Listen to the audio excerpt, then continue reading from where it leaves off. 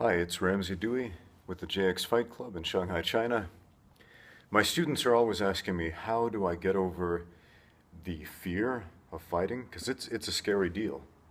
And if you are not afraid to get into a cage fight or a ring sport fight or really any type of fight, you don't know what you're about to get into, or you do and you're just sandbagging your opponent.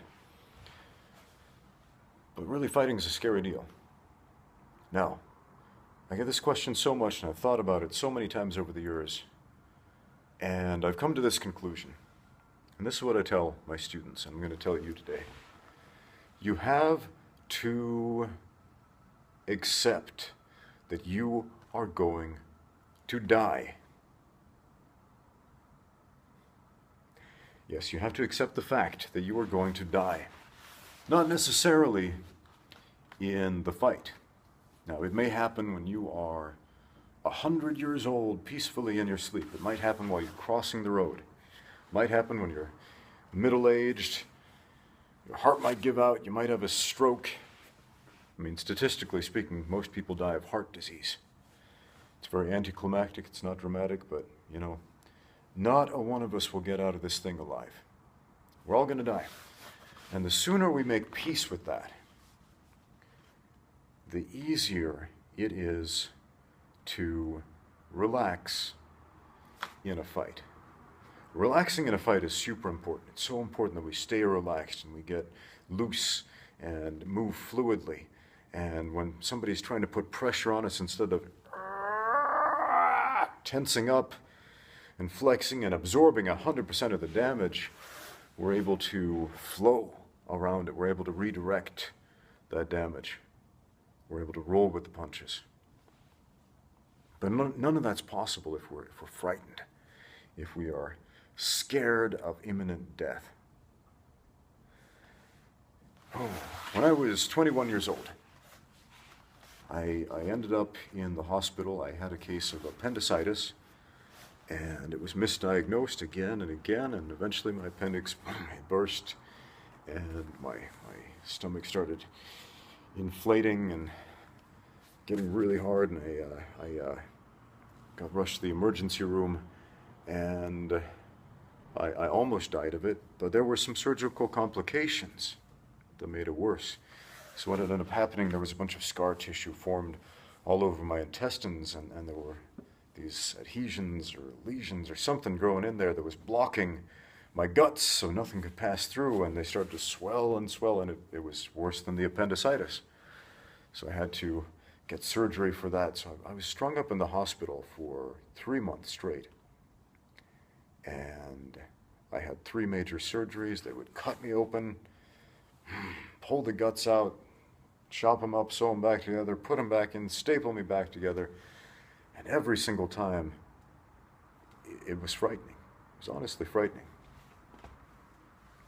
I am a religious person, and I've always believed in God, and I've always believed in life after death.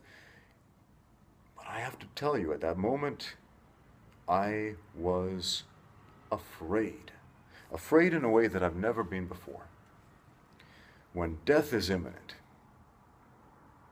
and you realize that when you walk by faith, that it's not certain knowledge, it's faith. It's a belief in something which you believe is true. With your heart of hearts, you believe it is true. But we don't know the way that we empirically know things. And I believe we can have personal knowledge about God, but it's a different thing when we're faced with imminent death. It really does challenge our faith, and that is a scary thing. I think it's important to be honest about that fear.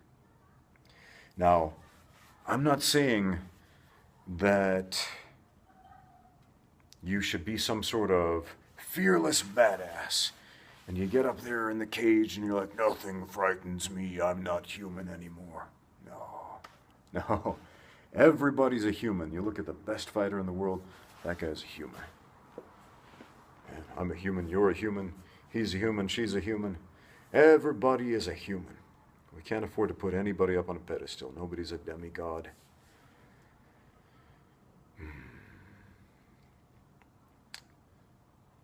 What I am saying is that we need to make peace with the fact that one day we will die, and it might be today, it might be tomorrow, it might be 100 years from now, who knows? But it will happen, and we have to accept that. And when we can, then we can go about our day-to-day without all the fear, without that baggage, that burden bearing down on us, telling us, oh, no, oh. That's only counterproductive. That will only hold you back.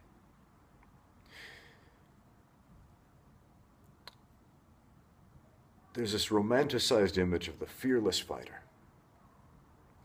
And yes, it takes courage, it takes bravery, to step in the cage and do something scary like that.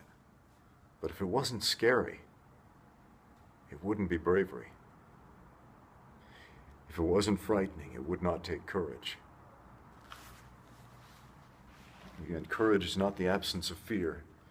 It is being afraid and still rising to the occasion and doing it anyway.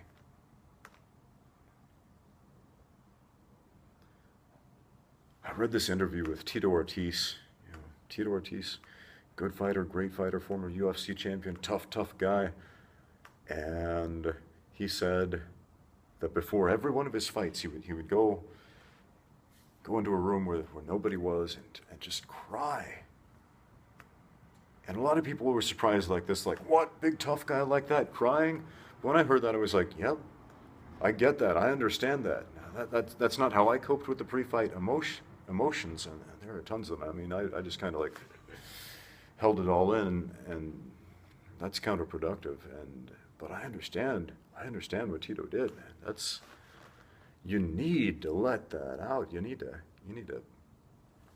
purge those emotions somehow. And crying, man, if you can do that, I have a really hard time crying. And that's not because I'm a big tough guy. It's just it's physically difficult for me to do that. It just doesn't happen very often. But I totally understand that. I mentioned the story to one of my students, this girl, and she said, no way, that guy's a monster. I said, no, he's not a monster. He's a human. Yes, he's a big, strong man, but he's a human. Right? So you must accept the fact that you are going to die. You must make peace with that. And when you do, when you can process that, whether you make peace with that by crying over it, whether you make peace with that by, through your religion or through your faith, whether you make peace through that by simply accepting it. However you do it, if and when you make peace with that, then we can get in the cage or we can get in the ring and we can get the job done much more efficiently than we otherwise could. If you see those really good fighters, the ones who seem like, they're fighting in the matrix compared to the rest of us, like Anderson Silva, for example, he seems like he knows what the other guy's doing before the other guy does, and he's so relaxed, and he's just able to, slip and whatever, and does a fantastic job, seems very relaxed, very composed, very in control when he fights.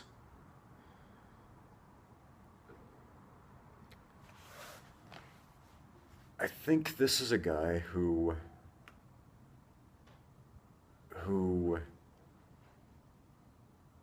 has had a very honest conversation with himself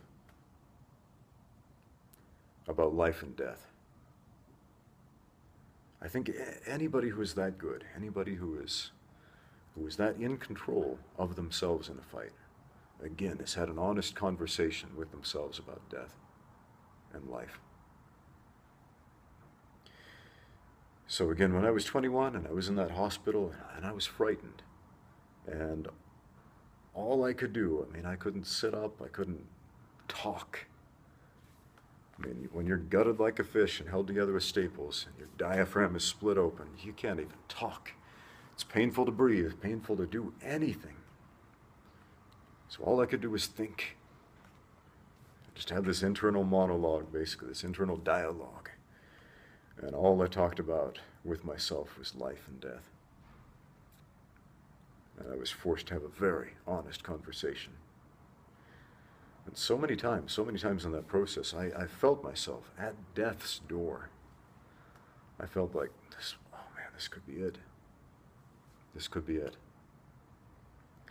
And I remember before getting wheeled in for, I think it was surgery number 2, and again, just feeling like, man, this could be the end. This could be the last one.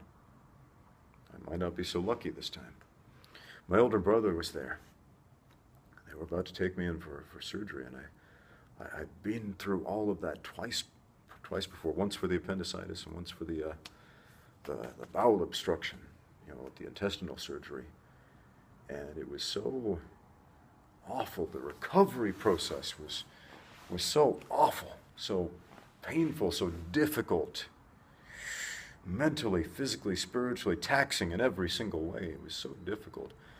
I was just afraid. I was as afraid of the prospect of death as I was of the prospect of living through it. And I looked up at my brother, and all I could think to say was, I'm scared. Here I was, an adult man, saying to my adult brother, I'm scared. And he looked back at me, and he didn't say anything with his mouth. He just kind of said with his eyes, I could see there was fear in his eyes too. That fear of the unknown. But man, I was scared of the procedure, and I was scared of the prospect of living through it as well. And I think there are a lot of parallels to a fight, because we fear the unknown, right? Death is the great unknown, right? I have faith in an afterlife. I have faith in God, but again, I have yet to see it, have yet to see it. And with a fight, there's this very real prospect. You could get seriously injured. You could get messed up. You could even die. In my very last fight, I got hurt really, really bad. If you can see this indent right there, that's a depression fracture. Broke my skull here, and there was I don't know, that might have healed up, hairline all the way up my skull, so I've got a hole in my head right there. Literally, I've got a hole in my head. My frontal sinuses aren't as deep as some people who've had that injury, so it's not quite as noticeable, but it's there. Yeah. That was a big scary deal too. But before a fight, our mind races through the worst case scenarios. We're like, oh, I could die, I could get paralyzed, I could get messed up, I could snap my legs in half on a shin block or something like that. I could, this could happen, that could happen. I could get knocked out and put in a coma, and my brain could get messed up, and I might not talk right after this. And most of the time, most of those things don't happen. They could happen. Again, it's the great unknown. So we fear the unknown. And at the same time, if we've been in a fight, we know the toll it can take on the body, and we know the road to recovery after a fight, that can be a frightening process too. We can be just as afraid of the recovery as we are of the actual damage during the fight itself. That's a very real possibility. So, we have to accept the fact we're going to die, and we have to make peace with it. Otherwise, we're just going to be a bundle of nerves. We're going to be too tense for our own good. And when you're very, very tense and you take a hit, you just absorbed 100% of that damage. 100% of that blunt force went into you. If you're super tense and get slammed, boom, you're probably getting knocked out. Lights out. So we have to be relaxed. We have to put ourselves in a state of mind where we are not frightened. It's frightening, but we can't afford to be frightened. Okay? I'm going to tell you, I experienced legitimate fear before every single one of my professional fights, whether it was kickboxing, boxing, Muay Thai, Sanda, K1, MMA. Oh, every one of those fights, there was legitimate anxiety and fear and this big build-up. And that's the hardest part of fighting. Like the anxiety before was so much more difficult than actually being in the cage, because, you know, once you take that first hit, once you get in there and put hands on the man, you realize it's just a man. It's just a guy, just like you. And yeah, sure, he's strong. He's an athlete. Sometimes he's a super athlete.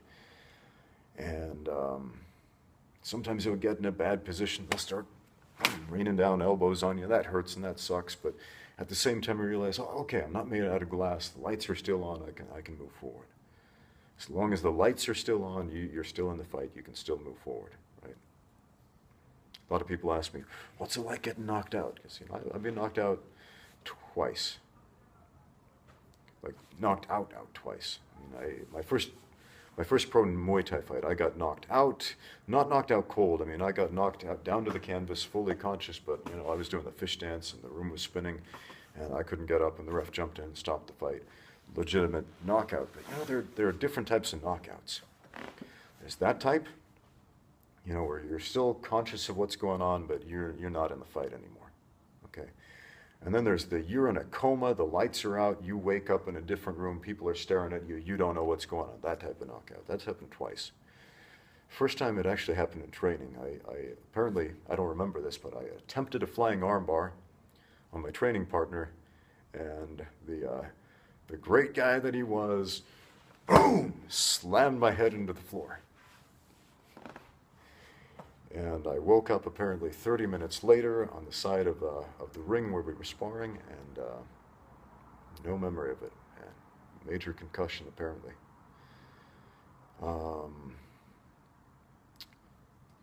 Second knockout again is when I got the hole in the head, yeah. My old buddy Wong Guan, and if you're watching, congratulations on your UFC contract. It's kind of a big deal. Proud of you, yeah. Hope you make it all the way. Hope you become world champion, because I want to tell people. Yeah, that's my pride and ego talking. I want to tell people, yeah, the guy who ended my career, he's a world champion. So that would make me happy.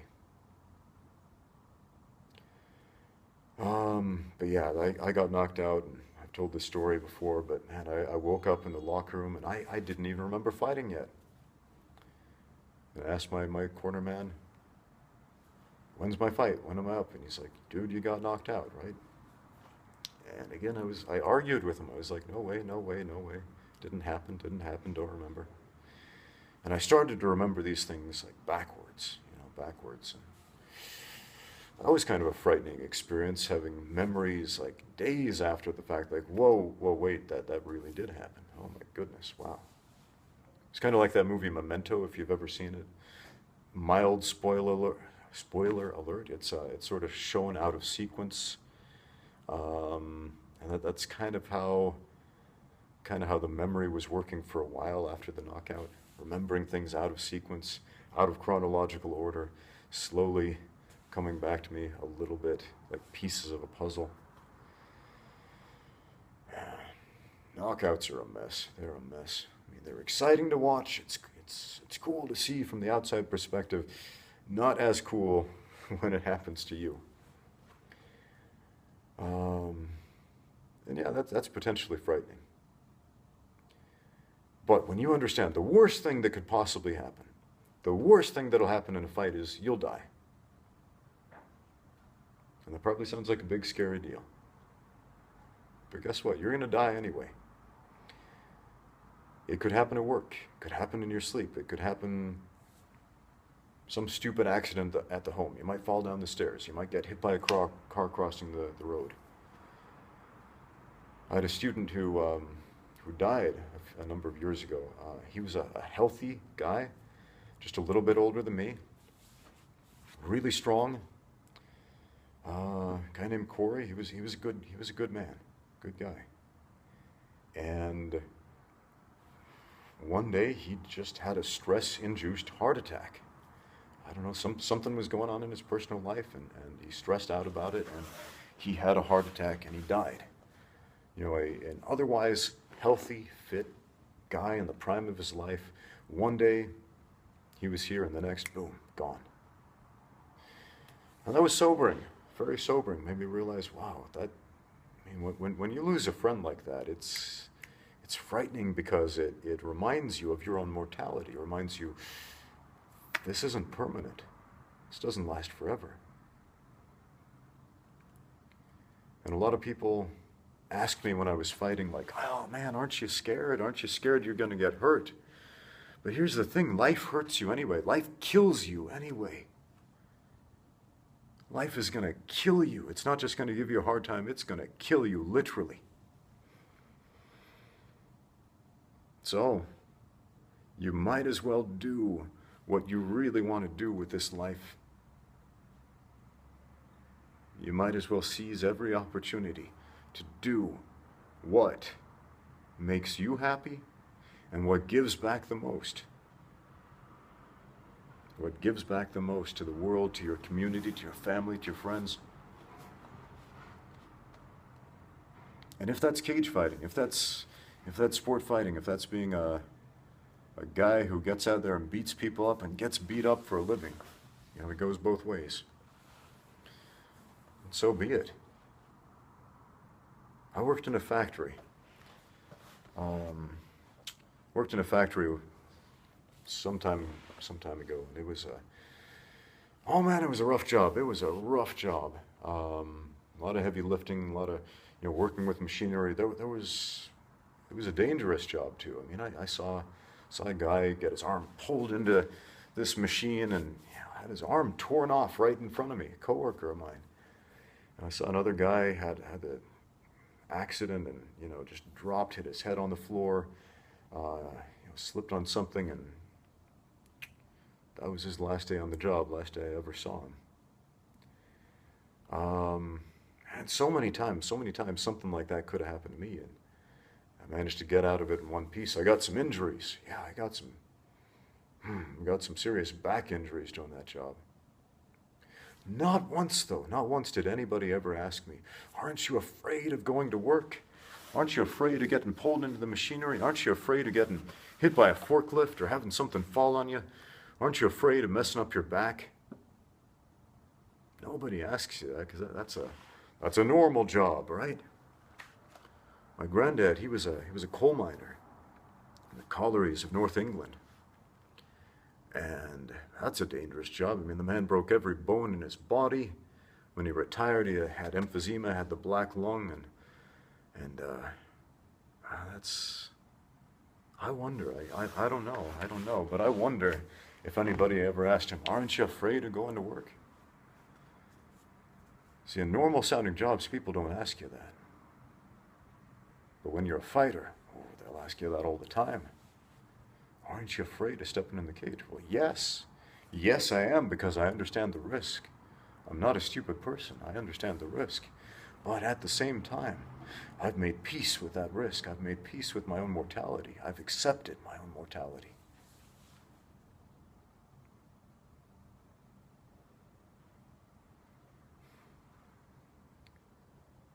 Does that mean I'm not afraid of death? No. You know, there is a certain element of fear with the unknown, including with death, and I think about it a lot. I think about it almost every day. You know, when you come that close to death that many times, it's something that becomes very present in the mind. And when you're a fighter, a professional fighter, it's and death is a very real possibility if you make mistakes, if you make the right number of mistakes, if you will. Yeah, death is a very real possibility if you fail to protect yourself at all times. Serious injury and death could be the result.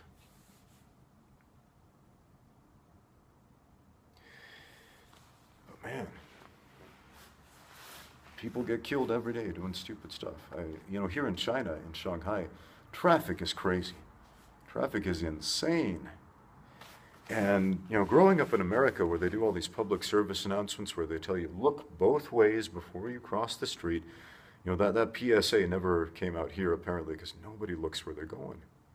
Nobody looks where they're going when they cross the road. They'll just step right in front of traffic and everybody scrambles to avoid them. And somehow people manage to live through the day without getting killed. But, I saw a guy get killed right in front of me, right on the street. And it wasn't the first time I saw a person die in front of me. But here in China, just a guy speeding on his scooter, a guy in a car, boom, head-on collision. The scooter got embedded in the car. A guy got thrown across the street and landed on his head, snapped his neck, died instantly, just a few yards from where I was standing. And I stopped, and what shocked me the most about that situation was not that I saw a man die, because again, I have seen this before. I saw a guy get shot to death right in front of me when I was 19 years old. But what shocked me about this man dying in front of me in this vehicular accident was not that it happened, but my reaction to it. The fact that I didn't feel more. The fact that I wasn't shocked me. Let me say that again. The fact that I wasn't shocked, that's what shocked me.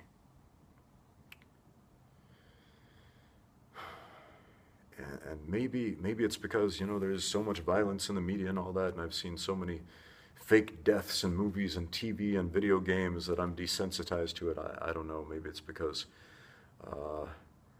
I'm in the profession of doling out violence and receiving it, that seeing that sort of thing doesn't affect me on an emotional level at which I feel it should.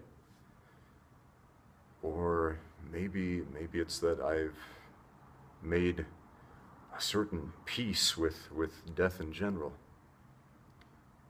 And I believe it's not the worst thing in the world to die, because everybody does. We're born and we live and we die, and that, I believe, is the second act of life. What came before, what comes after, we don't remember, and we don't yet know. But right here, we're in the second act.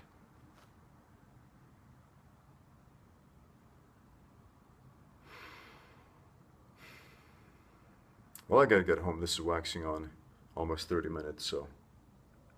Hey, thanks for listening to me ramble. Make peace. Make peace with life and death, guys.